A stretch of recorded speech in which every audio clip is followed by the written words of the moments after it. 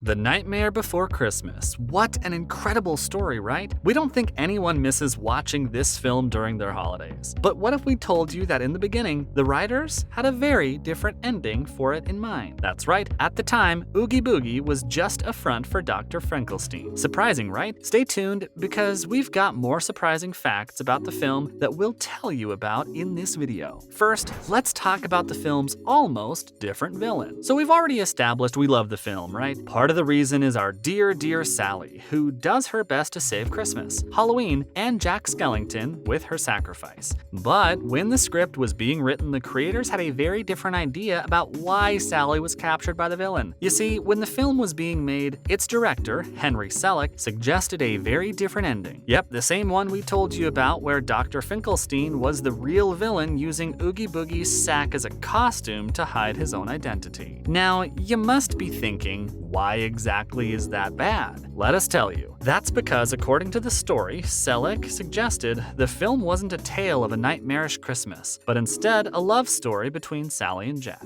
You know, it was Finkelstein who created Sally, right? And that Sally had feelings for Jack? In the alternate version, Dr. Finkel was supposed to be jealous of her feelings, which is why he captures her so he could call Jack in for a duel and defeat him, winning Sally and her affections over for himself. Not the most inspiring story. But didn't that end up happening anyway? Now here's where the story's different. You must be thinking, what exactly was different aside from the main villain in the actual film? The theme, guys, the theme. You see, in the alternate version, if Dr. Finkel had been the villain, his motives to kidnap Sally and Santa Claus would have been totally different. For him, it would be about love and jealousy, not the pure chaos that Oogie Boogie wanted to create. In the actual film, the main plot line is saving Christmas, not Sally. Her feelings matter, sure, but not as the main agenda of the film. It's all a secondary plot. If it hadn't, the film wouldn't be a true nightmare for the people of Christmastown. In fact, in that case, maybe Jack wouldn't even have to go and act as Santa himself either. He wouldn't have any reason to, right? Moving on, Tim Burton hated the alternate version. All Burton fans would know that his films are always a mix of horror and science fiction. He's the master of creating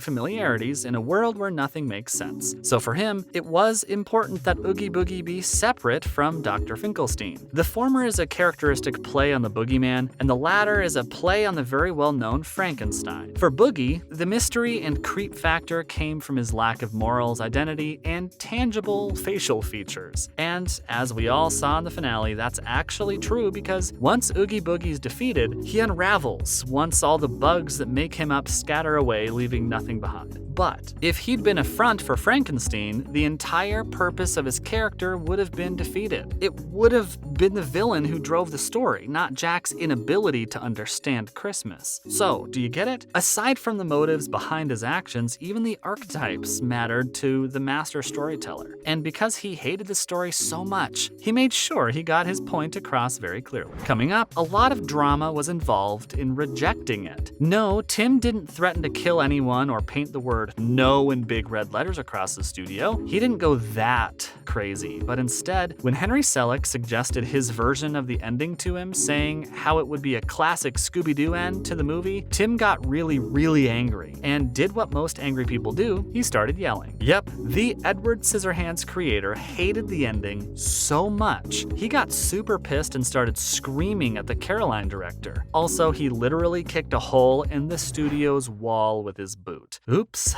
not a good day to be Selick, that's for sure. And that's not it. Burton was so bent on showing exactly his version of the story to the audience that when his collaborator, Carolyn Thompson, suggested a small edit for the story's ending to bring more drama to Jack and Sally's love story, he attacked the editing machine. Okay, dude, chill out. Question is, why was the original story so important to him? As we said earlier, it's all in the theme. The Nightmare Before Christmas is a pure celebration of the two holidays, Halloween and Christmas. It's also a story about man versus self, and it's all told through Jack's crazy greed to understand and change the second holiday to match the first. So while, yes, the film did end up showing him save the day, it was with a totally different goal. He wanted to save Sally, sure, but aside from that, he also wanted to save Santa and his beloved town by undoing the trouble he'd caused. Because guys, had Jack not been so caught up with his own obsession with the other holiday, he'd never understand why Santa was so important for Christmas. Plus, Plus, guys, let's face it, Skellington was a fickle, selfish little thing who just wanted more excitement in his life. So obviously, a redemption arc was necessary to bring him back to his senses. And by doing so, the film showed us why he was truly the Pumpkin King of Halloween Town and everyone still loves. Now let's talk about Halloween Town itself, because you can't talk about the film without talking about the amazingly scary town of horrors. Poor Christmas Town folks never knew what they had coming with these freakazoids. But let's admit, the people of H-Town were super entertaining, especially their leader. Wait, which leader though? Because if you haven't noticed, the town had 3 leaders instead of the usual 1. First was Jack, of course, the mastermind behind all the crazy activities happening in his world. But then we also had the mayor and Oogie Boogie. Now, we know we've talked about the last one way too much already, but don't you ever think